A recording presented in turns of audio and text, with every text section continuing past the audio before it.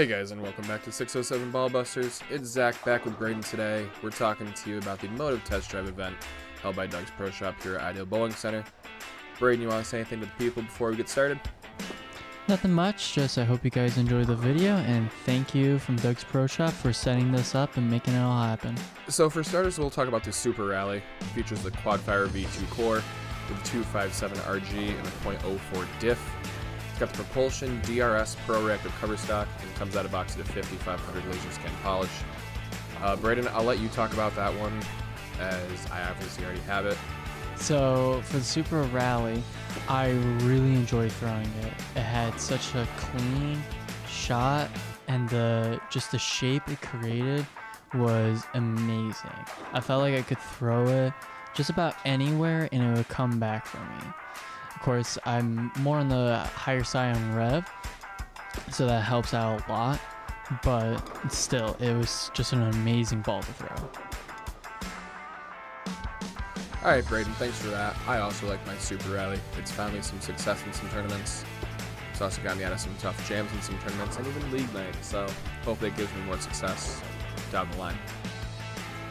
The ball I started out with was the Dynasty, which is the Dominion core coming in at a 250 RG, a .042 diff, and a .010 intermediate diff. Has the Leverage MFS solid reactive cover stock and comes out of box at a 2000 grit laser scan sand. Now, I did not have a lot of success with the original Pride or the Pride Empire. When I got the original Pride when it came out, I did have 30 clean out of box, first set for a 704 exactly. However, after that, it never really saw the lanes all that well, didn't read the pattern, kind of just wobbled, which has been the case for me with a lot of ASIM balls. But the Pride Empire was one that it was either I stood left and hit the piss out of it, or it didn't come out of my bag. And I don't mean a staple in my bag like I would swap out the other two, but that was always there. I mean, no, if it was ever in my bag, it usually just stayed there the entire time. It was one that I would have in the vehicle for tournaments, but it didn't see a lot of lane time. You know, I tried sanding it, tried doing different surfaces. I tried a lot of things with the Pride Empire, and it wasn't for me. Now, the Pride Dynasty kind of was more of the same. Again, I was not 100% as I'm recovering from injury, but with that being said, I could still see a lot of similar motion down lane in the original Pride as I did the Pride Dynasty. Matter of fact, Braedyn actually had his original Pride, and I think kind of threw them against each other, so I'll let him talk about what he saw with that. Pride Dynasty, I wasn't too sure coming in of how I was gonna like it, and it would kind of, when I started to throw it, it was kind of what I expected. It just felt like an upgraded version of the OG Pride. I think it's a much better fit than the OG Pride, but again, it could be the way that it's drilled, because at these demos it's just a basic pin up for all balls. So maybe if you drilled it correctly, it'd be a different story, but still, I think it's just it's kind of in the middle of the pack out of all the balls we threw. We'll go on to the Tank Yellow Jacket really quick. That's going to be, at least for me, a quicker one. So Tank Yellow Jacket is the Flux Core, 257 RG, and a .015 differential. Has the Friction M5 Microcell polymer cover, and comes out of box at 1000 grit laser scan sand. Now, I have said time and time again on the channel that I am not a urethane player. I'm not the biggest fan of that urethane motion. And the blue tank and the carbide tank definitely do not give that kind of motion. However, in the advertising for the Tank Yellow Jacket, it literally says that it is designed to give a urethane type motion without actually being urethane. And they hit the nail on the head. I was not a fan of this ball. I don't know if it's because it's probably been thrown a lot and was very dirty, and you know, it did not grab the lane well. I mean, you see in the video, the first ball I threw with it went dead nut straight and left the 1, 2, 4, 6, 10. And I'm just like, wow, I was not expecting that. So I was able to get some motion with it. I think I threw like a strike or two with it, but it just not a ball that I was really interested in. after throwing it. I had a lot of hope for it beforehand, but afterwards it was kind of, yeah, you know. Braedyn, what were your thoughts on the yellow jacket? The yellow tank for me just felt too slick and smooth. Like, even just holding it, I felt like I was going to drop it when I was just standing up on the approach. It was very smooth cover. And to get it up into the pocket, it was just so difficult for me. Now again, if you drilled this correctly to have a little more of a snap motion to it, it could work. But still, I didn't like the shape. It just didn't feel like it would fit the playstyle that I am used to playing. Like the Pride Dynasty, I would be able to get away with it because the shape was decent enough. But for this, I wasn't really excited to throw it. All right, I'll give you next pick. Do you want to go Black Venom or Nuclear Forge next? I'll let you start it. Yeah, the Black Venom for me, it wasn't awful, but it was just rolling really weird for me. We weren't too sure of what was going on with it. Even one of the representatives there was a little confused of why it was rolling like that. But I started to get it rolling in a normal manner, and it was not bad. I did not like it. It was definitely on the smoother side of the Venoms. I've thrown the Venom Recoil and the Venom Blue Coil. The Blue Coil is by far my favorite Venom that I've thrown. But the Black Venom wasn't awful. I can see the hype around it. Maybe if it was just a little more snappier for me, then it would be a perfect ball for me to throw. Other than that, though, it wasn't awful. I did not mind it. Yeah, I really like the Black Venom at the demo as well. Going over the specs really quick. The Gear APG core with a 247 RG, 0.036 diff, and a 0.013 intermediate diff. Leverage MFS solid reactive cover stock, which is also found on the Pride Dynasty, but this one comes out of box at a 4,000 grit laser scan sand versus a 2,000 in the Pride Dynasty. Doug, who is my pro shop operator, and actually Braedyn as well for the most part, at least, suggested this ball for me a while back. And I really thought about it, and I was kind of on the fence just based off of my past experience with solid asymmetric pieces as a whole. And not only that, but what made him bring this up for me was I was asking him about something for when I see friction and I need to get something down lane but still have shape. And that's exactly what he talked about in the Black Venom. And when I threw it at the demo, wow. You know, he wasn't kidding. This ball is absolutely incredible. I will probably end up looking into buying one at some point. I don't know exactly when, but I absolutely fell in love with it. Definitely got a little tricky on the carry down that we were seeing.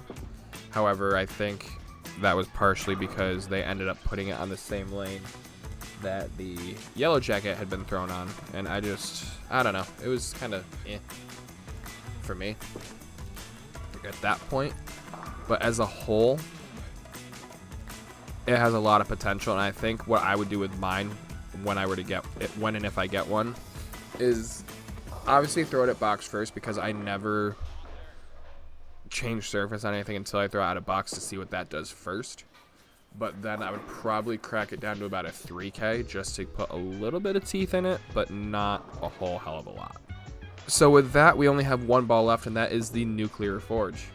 So that comes with the detonator weight block, or detonator core, that is found exclusively in the Forge line.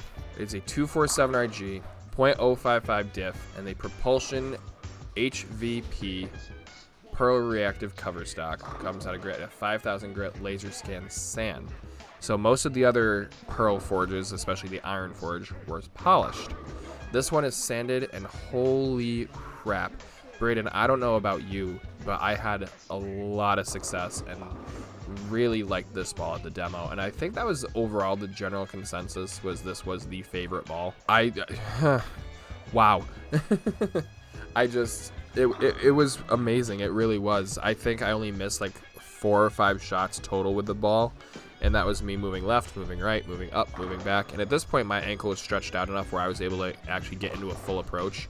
So I was really able to see what the ball could do, and it was incredible. It really was. I'm hoping to be able to get my hands on one of these at some point. I know another pearl symmetrical. I really don't need another one, but I'm gonna look into see what I can downsize and get rid of, especially now that I am getting more recovered from my injury. Like, I have some stuff that probably is gonna get sold or donated here soon to make room for some other pieces. And worst case scenario, I don't drill it right away and I have a really good piece to sit on. But Braedyn, what were your thoughts on the Nuclear Forge? I was skeptic of coming into it because when I saw it, I was like, how different is this going to be compared to the Iron Forge that I already have and that I have success with?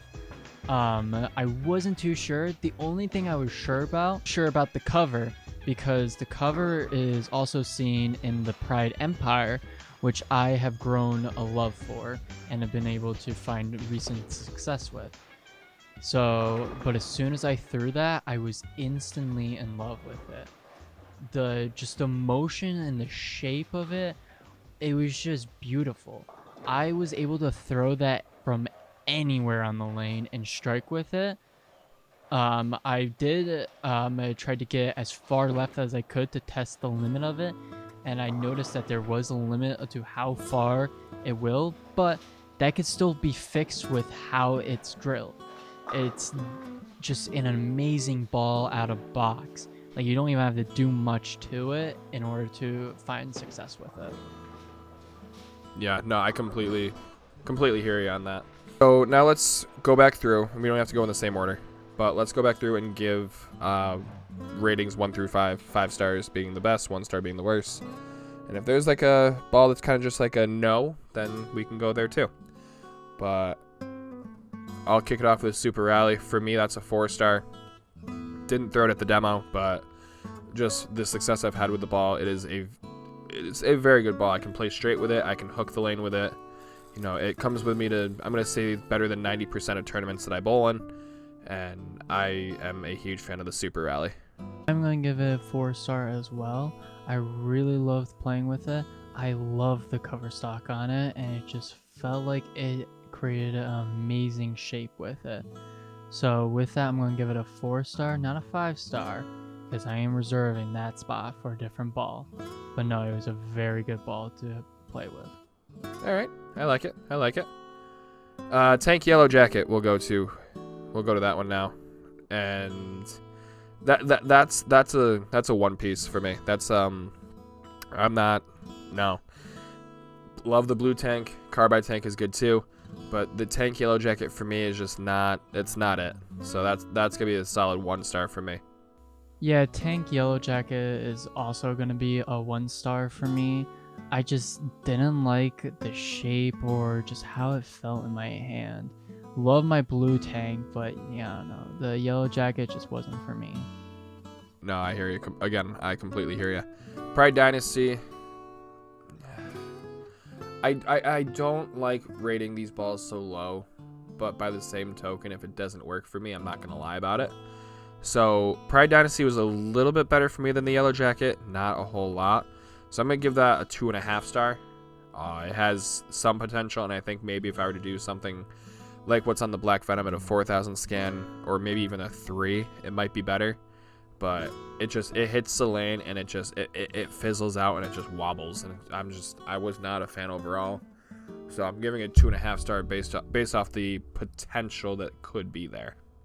And this is where Zach and I will differ here. I think the Pride Dynasty has a lot of potential for how you will drill it and just in certain situations.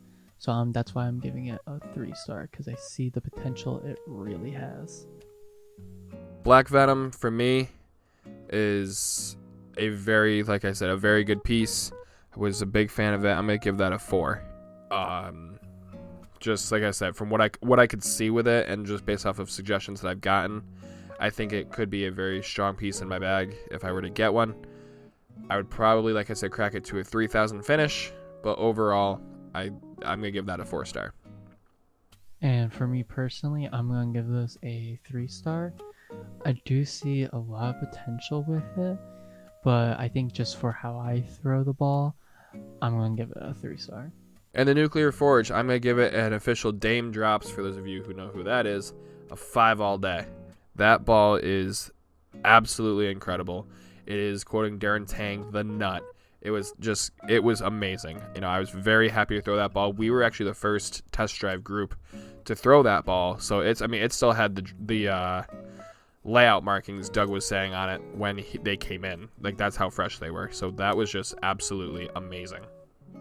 And just like Zach was saying, this was the nut ball. I cannot praise this ball enough. I was able to strike with it anywhere. I love the cover stock, and it pairs so well with that core. It's going to be an amazing ball when EJ Tackett or whoever else uses it in pro. So there you have it, guys. We really hope you enjoyed this video of the Motiv Test Drive event. Be sure to like, comment, subscribe, share, hit that notification bell. It is the number way to help out a channel. For 607 Ballbusters, I'm Zach. I'm Braedyn. And we'll be talking to you guys later. Peace.